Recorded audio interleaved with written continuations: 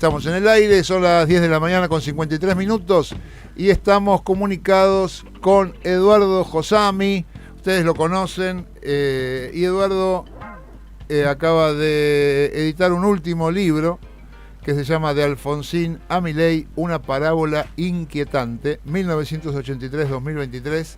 Está acá, si lo quieren ver, De Alfonsín a Milei.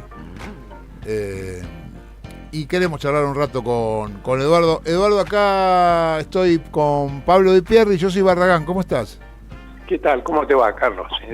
Bien, buen día, gracias por atendernos, gracias también por mandarme el libro, que es que acá estaba comentando con Di Pierri, que es como que estaría buenísimo que fuera libro de texto en una secundaria, ponele, porque yo creo que ya un pibe de 15, 16 años puede tener este panorama de los últimos 40 años de vida política en la Argentina. No sé si esto te gusta o estarías de acuerdo o no. Sí, estaría muy de acuerdo, pero me parece que no es muy probable que esto ocurra en las próximas semanas, por lo menos, ¿no? No, pero a mí me parece que, digo por si alguien, no solo para leer los grandes, sino para que los chicos se enteren. Vos sabés, Eduardo, que leyendo el libro lo terminaste de escribir en enero, ¿verdad? En enero de este año. Sí, a fin de año prácticamente. En los últimos párrafos creo que hablan de, sí. Bueno, por ahí. O sea, ya Milei había ganado las elecciones. Exactamente. Y el recorrido a mí se me ocurre porque vos planteás que nos pasó, una especie de qué nos pasó y cómo solucionarlo. Y me acordé de Hansel y Gretel y me pareció que el libro podía ser un volver sobre nuestros pasos buscando las piedritas para saber de dónde venimos, ¿no? Y sí, la verdad que siempre uno dice que hay que aprender un poco de la historia, sobre todo de la historia más reciente, sí, y reflexionar sobre ella, sacar conclusiones, pero frente a la realidad que estamos viviendo hoy, esto es más necesario que nunca, porque lo primero que la gente se pregunta es, bueno, pero ¿qué pasó antes? ¿Cómo vino esta catástrofe? Y no sé si no nos dimos cuenta, no pudimos pararla. Uh-huh. ¿Qué tenemos que ver todos nosotros también con esto que ocurrió? Bueno, me parece que hacer un relato de estos últimos 40 años con algunas interpretaciones, no es un libro teórico, es más bien un libro destinado a la mayoría posible de lectores, pero me parece que podemos... puede servir, digamos así, con toda modestia, para reflexionar acerca de qué nos pasó. Sí, y vos sabés que esto de Hansel y Gretel, del qué nos pasó, me surge cuando paso por el momento en el que, a ver, esto es 2019, después de la primera vuelta, cuando Macri sale, se pega una vueltita y en 15, 20 días consigue 10 puntos más de votos. Y dije, ahí hay algo, ¿no? Ahí hay algo de Milei. Sí, está claro, porque nosotros nos quedamos muy satisfechos con el resultado de las PASO, que había sido muy concluyente en el 2019, y la verdad que fue una sorpresa el modo como en la primera vuelta, no, en la segunda vuelta, ¿no? Claro. Aumentó el resultado de Macri, y eso estaba diciendo algo ya acerca de que, bueno, obviamente el peronismo, kirchnerismo podía tener una mayoría importante como la tuvo, pero que había un sector muy que no había que subestimar, uh-huh, el 40% de los votos, pero además muy aguerrido, podríamos decir, ¿no? Muy dispuesto a movilizarse. Esa votación de Macri en el 2019 fue precedida por algunos actos que fueron sorprendentes, no sé si tanto por la cantidad de gente, pero sí por espíritu militante que nosotros hasta ahora creíamos que en buena medida era patrimonio del peronismo y de la izquierda, pero bueno, acá se vio que cuando se profundizan los enfrentamientos, los conflictos, la grieta, como se ha acostumbrado a decir ahora, en la sociedad argentina también la derecha se moviliza de una manera significativa, ¿no? Ahí hubo un gran entusiasmo, digamos, gorila, si se puede decir así, a mí me gusta decirlo así. Sí, totalmente. Y creo que Milei se está sosteniendo en gran parte por esta gran felicidad que le da a un sector de la población de que no esté el peronismo en el gobierno, ¿no? Sí, porque los primeros resultados son alarmantes, sobre todo para los sectores de clase media y los sectores populares. Sí. Y sin embargo hay una decisión, o más que una decisión, una respuesta que se nota, por ejemplo, en las entrevistas que vemos por la televisión acerca de hasta cuándo puede aguantar una cosa así, que hay una disposición a entender y de algún modo seguir apoyando al gobierno que no ha sido muy frecuente en la Argentina frente a recesiones de la magnitud de la que tiene esta, que estamos viviendo, o frente a un gobierno que ahora se ufana de que está bajando la inflación, pero se olvida de que ellos la subieron de una manera alarmante, ¿no? Uh-huh.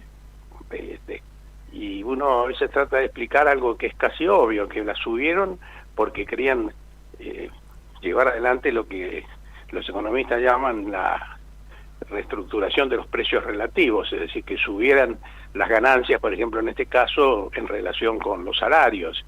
Pero hay mucha gente dispuesta todavía a creer que esto es una política que a la larga va a dar sus frutos y que esos frutos van a ser beneficiosos para el conjunto de la población, o la mayoría de la población. Bueno. Quería recordarle a los oyentes que estamos conversando con Eduardo Josami, que es escritor, es economista, es abogado, es compañero, y que te quería pasar con Pablo Di Pierri, Eduardo. Bueno, cómo no. ¿Cómo andás, Eduardo? Buen día. Buenos días, ¿qué tal? ¿Cómo estás? Bien, gracias. Lo primero que se me dispara con tu libro es preguntarte si alguno de los aspectos del gobierno de Milei te recuerdan, por ejemplo, a las primeras épocas del gobierno de Carlos Menem, por ejemplo, por esto que vos estabas mencionando, que hay una parte de la sociedad que banca, fruto de que le dijeron que la inflación era mucho peor de lo que efectivamente era, y ahora que está bajando, en realidad ocultan o escamotean que ellos fueron los responsables de la disparada de diciembre, enero y febrero. Y me parece, creo recordar, que también hubo un apoyo importante al menemismo en sus albores, porque veníamos de la hiperinflación alfonsinista. ¿Vos encontrás parecidos cuando rastreás en la historia? Sí, yo creo que hay parecidos claramente, aunque también hay diferencias, porque Menem había ganado las elecciones por paliza, ¿no? No fue el caso de Milei, y además era el candidato del peronismo. Sí. De un peronismo que después de haber pasado una época muy difícil y triste, yo diría, en los primeros años posteriores a la derrota electoral del 83, se había rearmado con la renovación y, bueno, podía llegar a ganar elecciones como las que fueron esas elecciones del año 89, donde no recuerdo exactamente los porcentajes ahora, pero fue una victoria muy espectacular. Pero me parece que era más fácil de algún modo entender lo que pasó en el 89, ¿no? Porque Menem había ganado, como decíamos, la elección con mucha mayoría.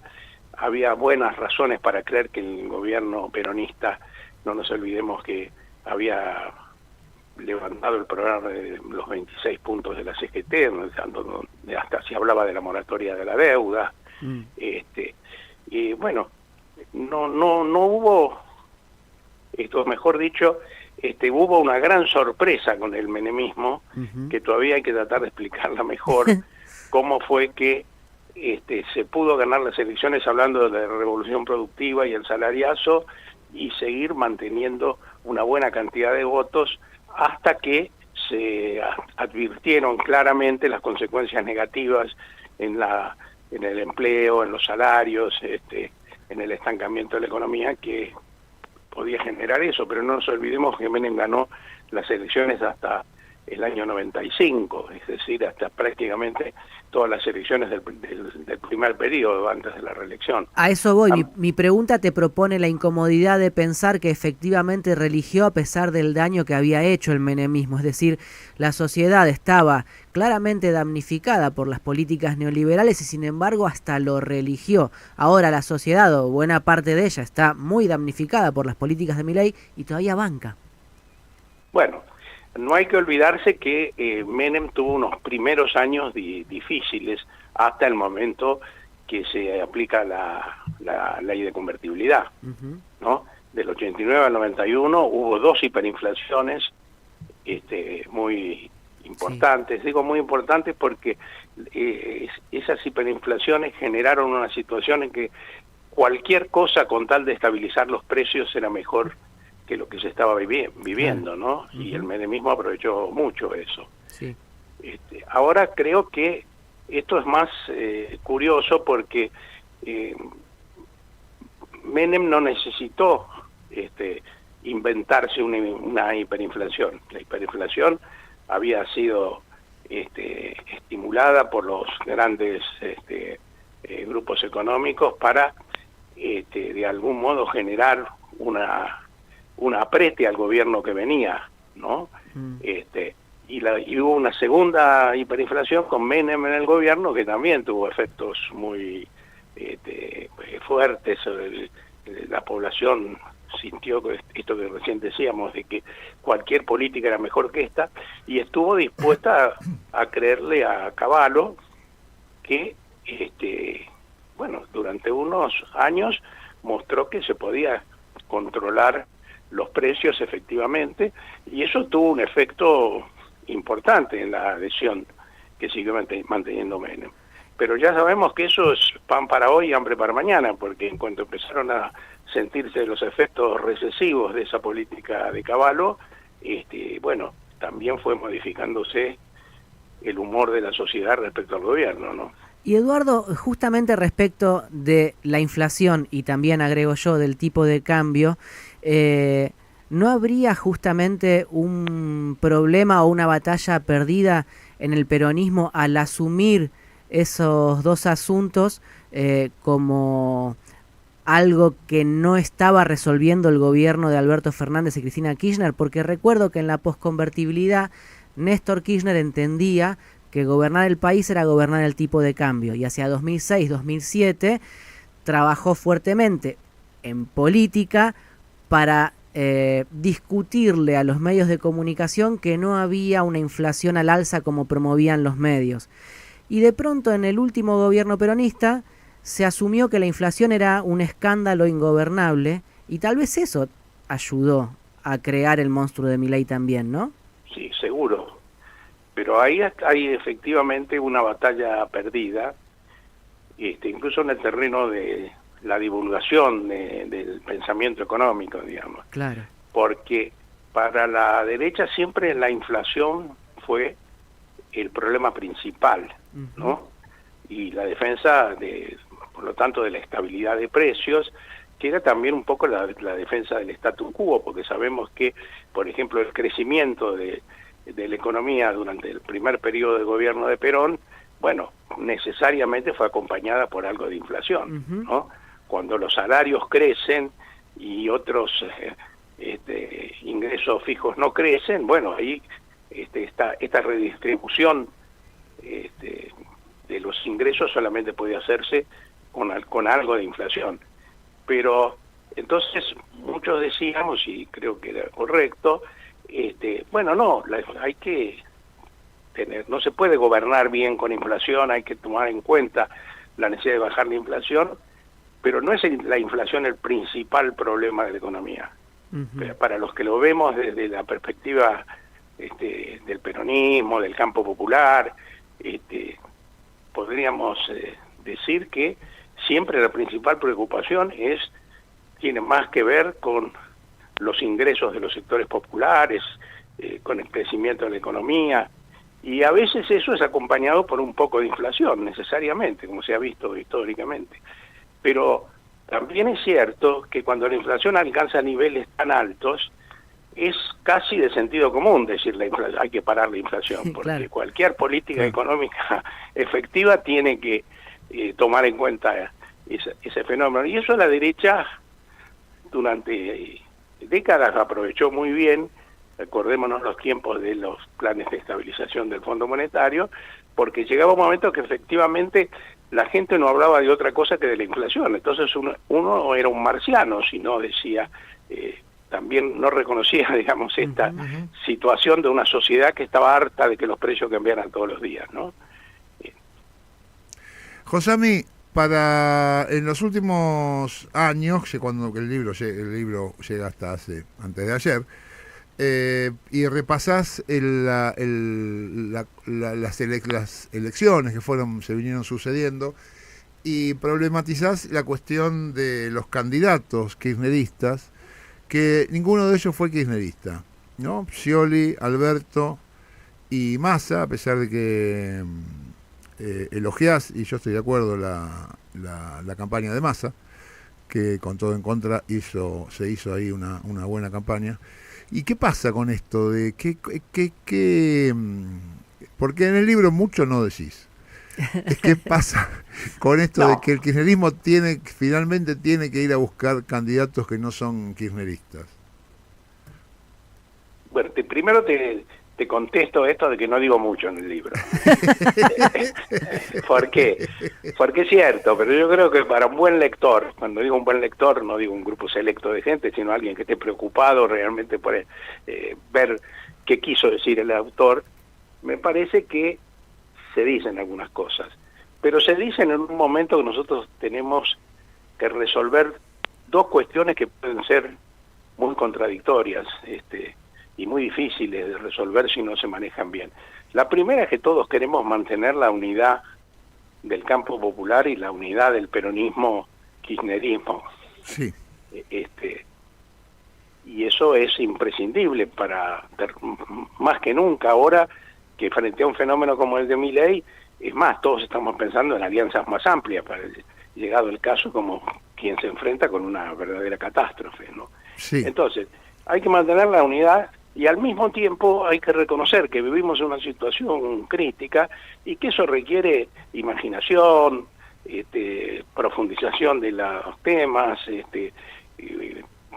respeto de los disensos, es decir, entonces me parece que es bueno, por ejemplo, decir que hay que preguntarse por qué los tres candidatos del kirchnerismo en las elecciones presidenciales no fueron kirchneristas. Sí. ¿Con qué tiene que ver eso? Yo creo que tiene que ver con una forma de gestión y de entender la conducción política que ha sido, bueno, poco participativa, por decirlo de algún modo. Y yo te diría que casi me sorprendí cuando escribí, viste esas cosas que a veces uno está escribiendo y salen solas, ¿no? Sí. Exorcizaste un problema. Claro, y al mismo tiempo, generalmente las que salen solas son los que responden a las inquietudes o a los pensamientos más profundos. Y dije, claro, pero es obvio, le digo, sí, ni siquiera pretendían ser peronistas, ¿no? Porque Massa, por ejemplo, que efectivamente hizo una excelente campaña y se ganó el respeto en ese momento que todos estábamos enloquecidos con la posibilidad de que perdiera Milei, o sea, de que ganara Massa. Claro. Massa no había dejado de tener diferencias importantísimas con nosotros a lo largo de los años, ¿no? Sí. Y bueno, Scioli, recordemos que una de las primeras cosas que hizo Néstor Kirchner fue enojarse con Scioli en el 2003, cuando él sugirió una línea de gobierno absolutamente distinta a la que estaba anunciando Néstor. Recordemos que en ese momento el Diario de la Nación publicó un ultimátum diciéndole una entrevista con el subdirector entonces de la Nación, Escribano, que decía que, bueno, este era un gobierno para pocos meses, ¿no? Y bueno, y respecto a Alberto Fernández, las diferencias, digamos así, político-ideológicas, eran evidentes, pero no habían alcanzado, digamos, la profundidad que en los dos casos anteriores. Pero estaba claro que Alberto no era alguien que hubiera sido elegido. Si imaginamos una interna, por ejemplo, no hubiera sido ganador de esa interna Alberto Fernández, eso lo sabíamos todos.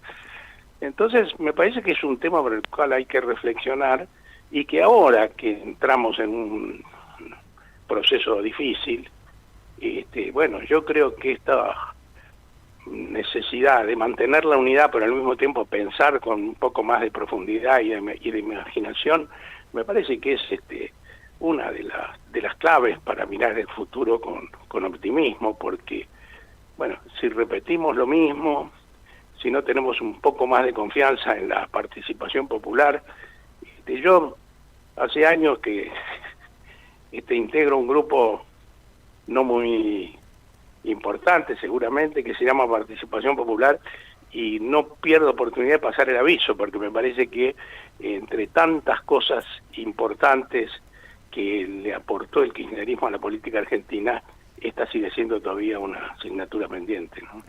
Mencionás en el libro, Josami, un par de veces, o quizá más, pero más de una, a la frase de Axel Kicillof sobre las nuevas canciones, ¿no? O nuevas melodías, no sé cómo lo dice Axel.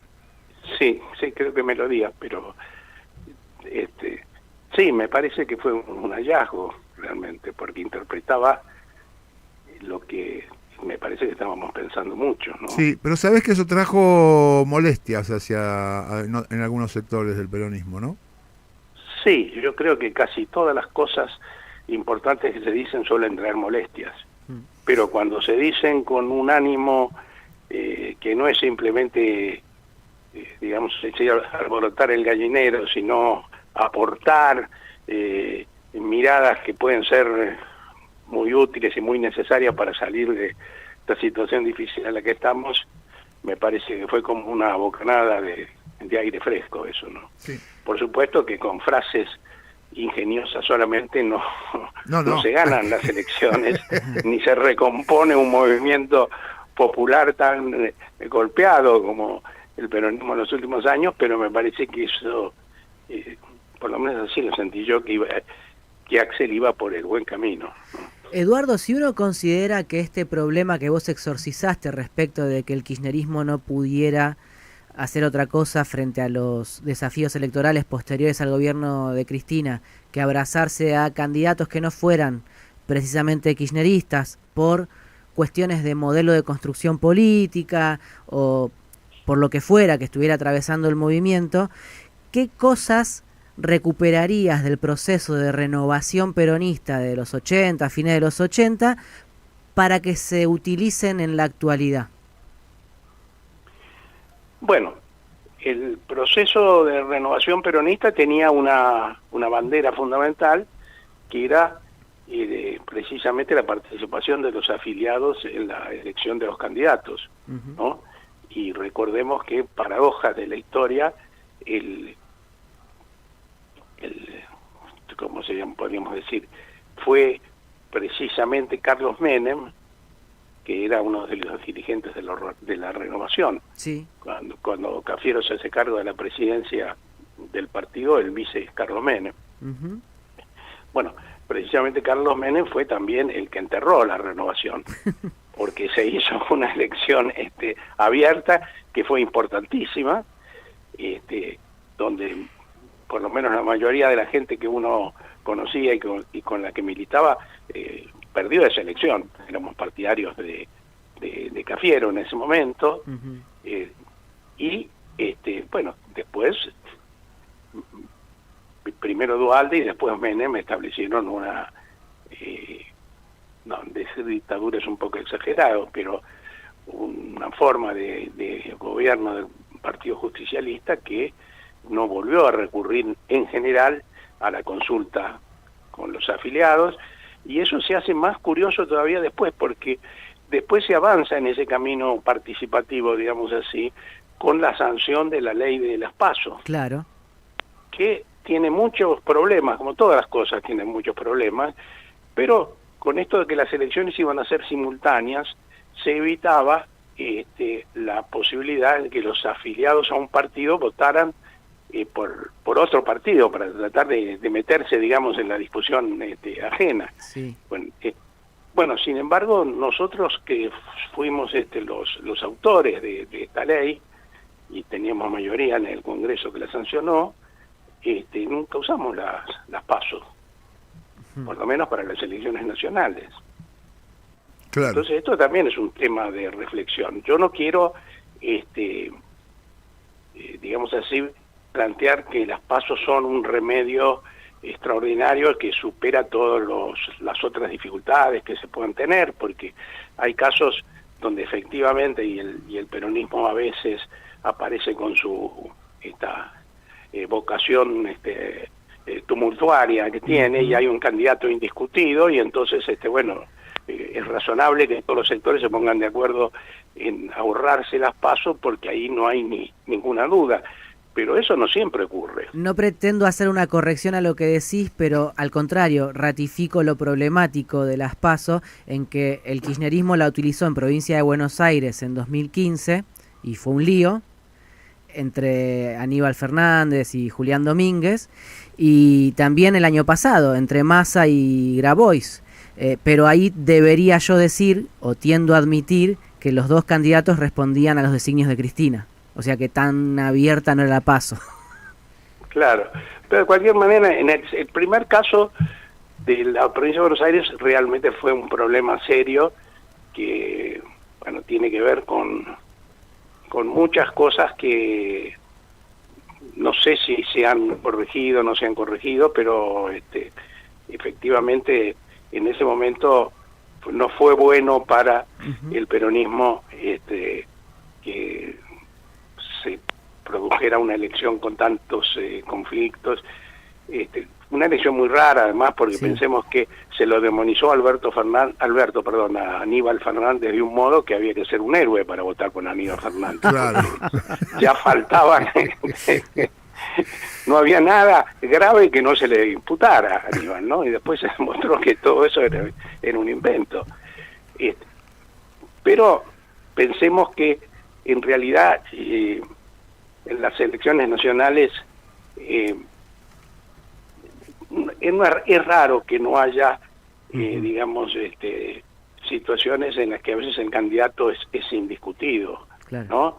En un momento a nadie se le ocurrió en el 2011 que la candidata podía ser otra que Cristina, que iba a reelegir. Claro. Y bueno, y se demostró después con el espectacular resultado de las elecciones. Pero ahora estamos en un momento complicado, porque la figura, la líder del espacio no es la candidata, estoy cuidando mucho las palabras, pero me parece que no es, en este momento no aparece como candidata, en un momento que precisamente se piensa que el candidato es alguien que pueda nuclear a sectores muy amplios de la sociedad para terminar con esta catástrofe que decíamos antes ha ocurrido en la Argentina, ¿no? Y por otro lado, me parece que es tan profunda la crisis que se está viviendo que nosotros nos merecemos una consulta general a los simpatizantes, a la gente que durante años ha seguido al peronismo. Y bueno, no sé cómo se va a resolver todo esto, pero me parece que está bien que hablemos con prudencia de estas cosas. No se trata de favorecer ningún tipo de conflicto ni de fractura, sino todo lo contrario, de ver que cuando las cosas son más difíciles es cuando tal vez haya que tener más confianza en la discusión respetuosa, pero de algún modo también abierta, ¿no? Hay que hablarlo, Eduardo. Les recuerdo que Josami, con quien estamos hablando, dirigió la revista Crisis, fue director del Centro Haroldo Conti, secretario de Derechos Humanos del Ministerio de Defensa, y ahora dirigís y de esto te quería preguntar, y ya te dejo tranquilo, el Centro de Estudios de Memoria e Historia del Tiempo en la UNTREF, y me gustó y me genera mucha curiosidad, Memoria e Historia del Tiempo. Sí, ¿Qué hacen ahí? Al tiempo hay que agregarle presente, porque así se llama el instituto. Del tiempo presente, Memoria e Historia del Tiempo presente. Esa es una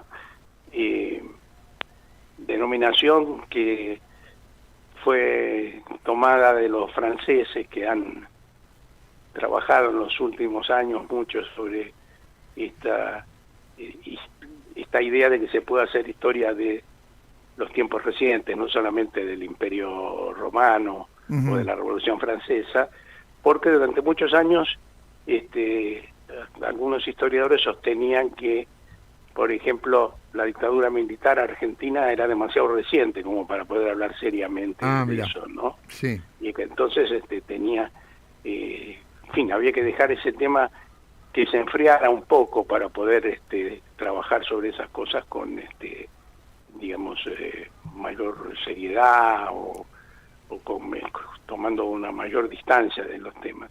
Y eso es algo que no es totalmente falso. Es cierto que es más difícil escribir, por ejemplo, sobre lo que estábamos hablando hace un ratito, sí, claro, que sobre la Revolución de Mayo. Uh-huh. Pero yo creo que hay que hacer un esfuerzo para tratar de analizar con la mayor penetración y el espíritu más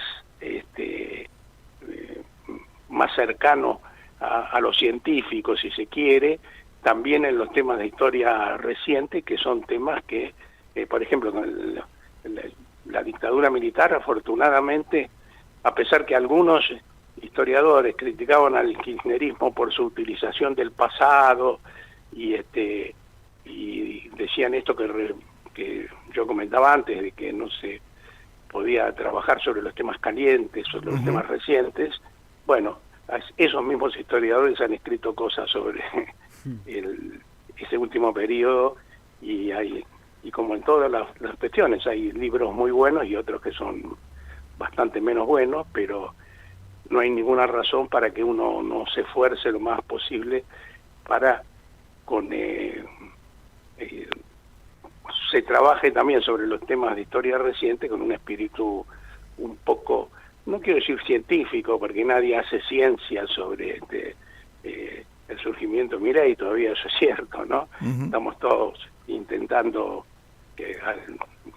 primeros acercamientos, pero bueno, eso, el título, si no fuera historia reciente, sería más filosófico, si se quiere, ¿no? Claro. Pero bueno, en pocas palabras tal vez lo explicamos. Josami, ¿qué edad tenés, Eduardo? Mira, si me hubieras preguntado Dale. hace 5 años, sí, yo hubiera encontrado una manera elegante de esquivar la pregunta o la respuesta. Porque la verdad que siempre me cayó muy mal la gente que mentía a su edad. Ah, muy bien. Eso no me gusta, ¿no? Pues, yo te la pregunto para especular sobre la genética del Magreb, no sé de dónde vienen ustedes, los Josamis, de Arabia. Sí, porque mis padres eran libaneses, ¿no? Al Líbano, bueno. Sí. Y entonces no me vas a decir el número. No, te voy a decir, sí. Te hubiera dicho, hace 5 años te hubiera dicho que hubiera tratado de esquivar la respuesta. Ajá. Hace 2 años te hubiera dicho más de 80. Ajá. Y ahora me parece que lo más sensato es que diga que tengo 84. Josami, muchísimas gracias por este libro, muchísimas gracias por esta charla, y te mando un abrazo fuerte, te mandamos un abrazo grande y un cariño muy fuerte. Bueno, lo mismo para ustedes. Vos sabés que me parece que nosotros sin hablarnos todos los días, pero hemos establecido una relación de afecto y que a mí me hace me resulta muy simpático tener charlas como esta. Para nosotros es un placer charlar con vos y te mandamos un abrazo grande, Eduardo. Lo mismo. Muchísimas gracias.